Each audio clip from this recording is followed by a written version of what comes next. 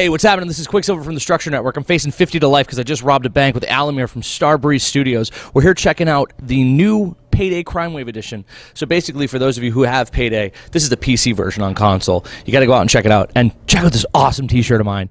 Yeah, thanks Brandon Cox for the t-shirt. So we're here checking out PayDay 2.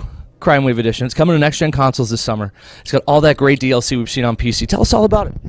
Yeah, so basically it's going to be a year's worth of post-launch content for PayDay 2 on the next generation of consoles, right? So for anyone who's ready to make the transition from Xbox 360 and PlayStation 3, or never owned PayDay and has a Xbox One or PlayStation 4, now's the time to start heisting. You know what? If you haven't started heisting yet, you're missing out on a great game. Now, something I'm sure a lot of people are going to want to know, are save files from PlayStation 3 and Xbox 360 going to be transferable to the new consoles? We've seen it with Minecraft. We've seen it with a couple other games. I think, you know, I'm happy for those who play Minecraft that they were able to make that happen, but for PayDay 2, we haven't been able to do it, I'm afraid. Sorry, on neither console. So you'll have to start fresh, you know, a new life of crime, basically. You know, my prison wife is going to be really pissed off about this. It's an opportunity for you to start over, experience everything as it was meant to be. I was about to say no, but with 12 months of added content, you know, because PayDay 2, what it is now and what it was at release is two completely different things, right? So starting out from zero again, it's going to be an awesome experience, I think.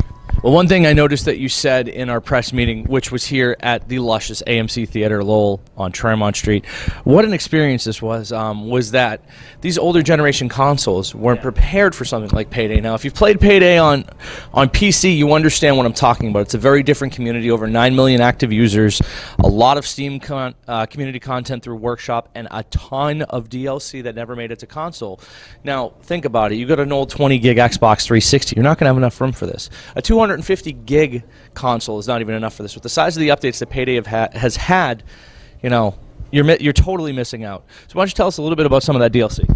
Yeah, well, as you were saying, I mean, 10 years ago when they launched the PlayStation 3 and Xbox 360, I don't think they had in mind, what if a game would release and post-launch they'd go out with an additional 50 updates? I don't think they had a plan for that. So that's what we're doing anyway, right? So for the first launch of it in June, we're going to go live with 12 months of post-launch DLC, and after that we're going to continue supporting the game with additional content.